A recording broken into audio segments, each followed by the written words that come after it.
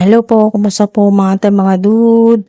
Sa mga bago bumabalik at mga cross-watchers, maraming salamat po at nandito po kayo.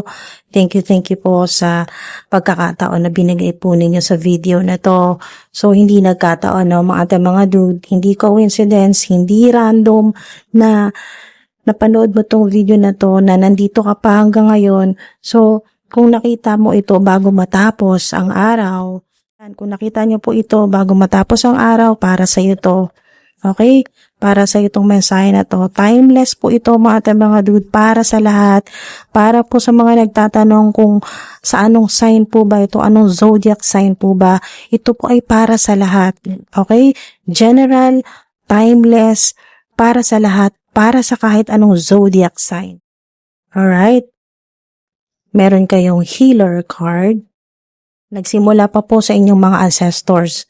So, meron ka pong ganitong, meron po kayong ganitong psychic ability, psychic power. Okay? Supernatural power.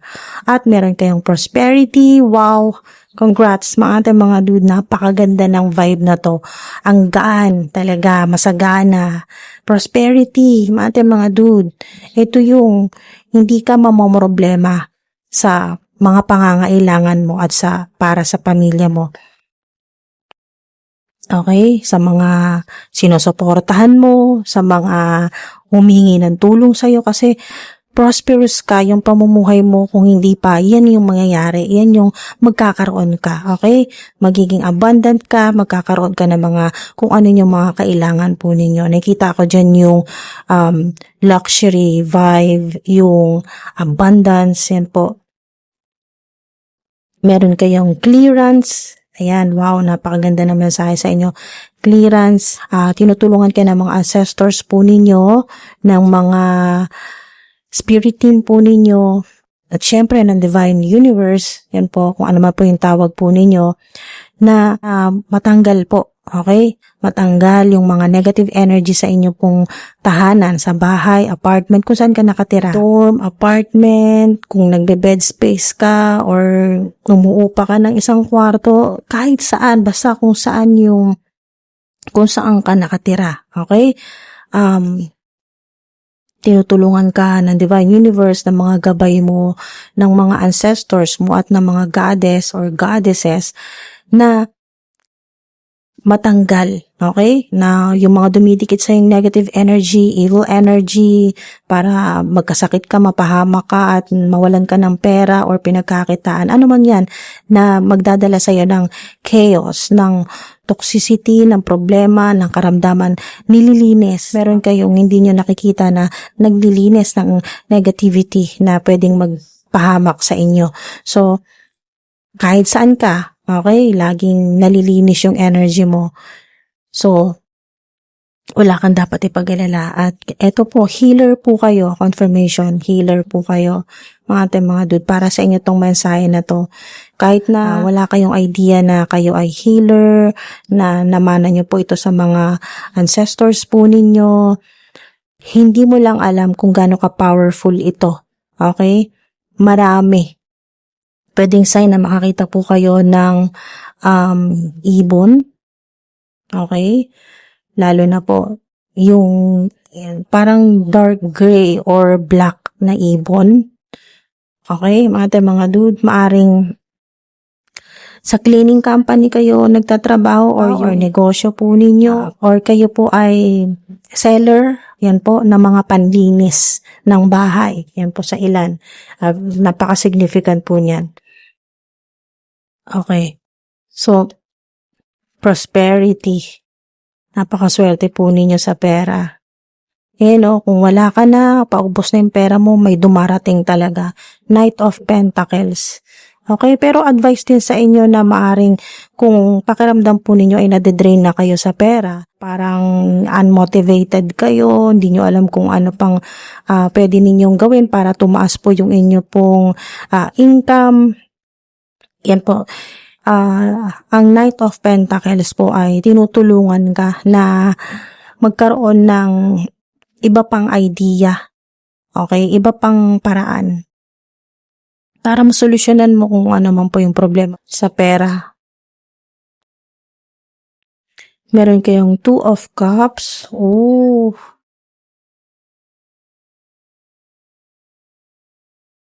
ang gandang partnership nito mga dude, sa trabaho man yan or sa love life. Napakaganda. Okay? So, maaring kayo po ay sa ospital po nagtatrabaho, sa pharmacy, at connected ito sa healer o healing energy po ninyo. Nandito yung balance, yung equality. So, kung kayo po ay nagbibigay, makakatanggap naman po kayo. Hindi puro ikaw lang ang bigay ng bigay. Ngayon, makakatanggap ka din. Kung clearance, maaring sa ilan po, ang clearance card ay maaring paalala din po ito sa inyo na kailangan po ninyong maglinis ng energy. Okay? Dahil maaring may mga stagnant energy, negative energy na namamalagi sa inyo pong bahay or apartment or kung saan ka nakatira. So, kailangan mo rin physically, kailangan maglinis din. Okay? Tanggalin yung mga kalat, itapon yung mga hindi na talaga ginagamit, yung mga basag, ganyan po, yung mga may lamat na, yung mga sira. Okay? Kung ano mga sira sa bahay or sa kung saan kayo nakatira, yung may mga sira ay kung kaya ipaayos o kaya po ay inform po ninyo yung owner ng bahay or ng apartment na inuupahan or tinitiran po ninyo na may kailangang ayusin. Yan po mga dude. Para yan po ay sa nakikita ko, money leakage din po na yung parang yung swerte mo, yung pera mo ay lumulusot. Okay? So, hindi rin po magandang sign ito. Kaya, pinapaalalahanan kayo na kailangan organize, maayos, malinis. Kahit hindi palagi, at least ay na-maintain po yung kalinisan ng inyo pong space. Naka-apekto din po yan sa money flow or cash flow. Sa galaw din po ng financial po ninyo sa trabaho, yan po yung sa buhay po ninyo. Pag malinis, mas magiging maaliwalas, yan po kung malinis, maaliwalas, kung saan ka nakatira or saan ka nagtatrabaho, ay mas makakapag-isip ka ng maayos. Yun po, yung magkakaroon kayo ng magagandang ideas, yan po, at magiging masaya yung energy po ninyo, magaan. Nandito rin po yung, kung may makita po kayong sunflower, isang sign din po yan na malapit na. Okay, malapit na yung inyo pong abundance, prosperity, malapit nang gumalaw ulit yung inyo pong career, yung pamumuhay po ninyo na parang pakiramdam po ninyo ay stagnant or walang pagbabago. At mas madalas po yung problema kaysa po sa ginhawa. Okay, so nandito na po yung success lies ahead if you keep to the path. Ayan po. So, lalo na po, iwasan po ninyo yung kinukumpara po ninyo yung inyo pong buhay sa iba. Dahil iba-iba po ng timeline. Okay? Dahil iba-iba po tayo ng timeline. Okay? So, maaari hindi pa dumarating sa'yo pero darating yan. Confirmation na yan, may prosperity ka at may sun card ka. Okay? Hindi ka talaga mawawalan. Kahit maubusan ka, magkakaroon at magkakaroon ka pa rin. Yan po. Basta, lagi kang mag-iisip ng positive. At, yun po, iwasan po ninyo kahit mag-isip, magsalita ng negatibo. Lalo na po, wag po kayong magsasalita ng kahit anong negative, kahit biro. Para sa sarili po ninyo na sasabihin po ninyo na wala kang pera, gipit ka, hirap na hirap ka sa buhay, walang tumutulong sa'yo. Huwag kang mag-iisip o huwag kang magsasalita ng negative tungkol sa'yo. Okay?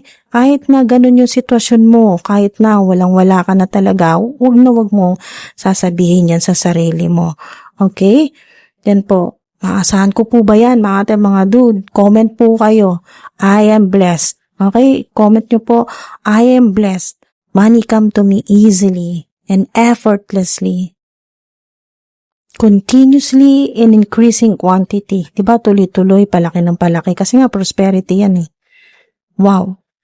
At tinutulungan din po kayo ng mga goddess or goddesses or deities ng abundance. May ginagawa kang kung ano man po itong money ritual or kung wala man po ay humihiling ka, ang sa ilan po ay umaharap po kayo sa silangan kung saan po yung sikatan ng araw, umaharap po kayo sa may pinto po ninyo, binubuksan niyo yan sa umaga or pati mga bintana, minamanifest mo na pumasok ang happiness, ang abundance, prosperity, ang mga magagandang opportunity sa bahay mo, sa buhay mo, sa career mo, sa trabaho mo. Ano man po yung trabaho po ninyo, mga dude, kahit ano po yung trabaho po ninyo o pinagkakitaan, no, ito yun, confirmation na magiging masaya ka, yung genuine na happiness, totoong success. Mga dude, sayang din po ang horse, yung kabayo, ng success, ng prosperity. Dalawa yung kabayo po ninyo dito. Wow, na-amplify pa yung vibe or energy ng happiness, ng success. Yan po, mga dude. Kaya huwag kayong mawawala ng pag-asa. Magiging masaya kayo. Totoo yan. Okay? So, hintay-hintay lang dahil kanya-kanya po kayong timeline. Hindi po kayo pare-pareho ng timeline kung kailan darating yung blessing. Prosperity sa buhay po ninyo at totoong happiness na talagang lalo na sa mga tagal pong nabuhay sa yung ang hirap, yung madilim, ganun po. Eto na po yun, sun, liwanag, healing, healer, healing. Meron nga po na kung kayo po ay sa mga naniniwala na pag tumitingin po kayo sa araw or sa ilan naman po ay humaharap po sa silangan, nagwi-wish ay nagkakatotoo. Yan po sa mga naniniwala lang po. Okay? So, kanya-kanya po kayo ng paniniwala. Naintindihan ko po yan. No judgment po tayo dito. Safe space po ito. Safe po itong channel na ito para sa inyong lahat, mga ate, mga dude. No judgment po. Okay? Kanya-kanya paniniwala. At, mga ate, mga dude, sa mga nagmamanifest po, nagwi-wish na lalo na nakaharap sa araw, nakaharap sa silangan, sa sikatan ng araw, yan po ay sa mga naniniwala, okay? Or sa mga susubok na maniwala ay talagang nakakatulong po yung energy ng sun para kayo po ay magkaroon ng liwanag sa buhay. Yan po, lalo na matagal na pong nadidiliman yung buhay po ninyo sa dami ng problema, lalo na problema sa pera. Kaya po, ayan yan po yung promise po sa inyo ng Divine Universe, prosperity, abundance yan at yan po ay hindi na uubos, okay? Hanggat kailangan mo. So, meron kayong lucky numbers, angel numbers, 16, 8, 10, 17, 20, 14, 9, 3, 12, 2, 18, 4, 11. Okay? Significant din po sa inyo ang 3, 2, 10. Buwan naman po, March, February, at October. Yan po, significant sa ilan. Okay, hindi po magre-resonate sa lahat. Kaya gamitin po ninyo yung intuition, yung inyo pong discernment sa mga nakikita nyo po dito, sa mga naririnig po ninyo at sa mga magiging decision po ninyo pagkatapos nyo pong mapanood tong video na to. So, ating mga dude, maraming salamat po. Ingat po kayo palagi hanggang sa susunod po.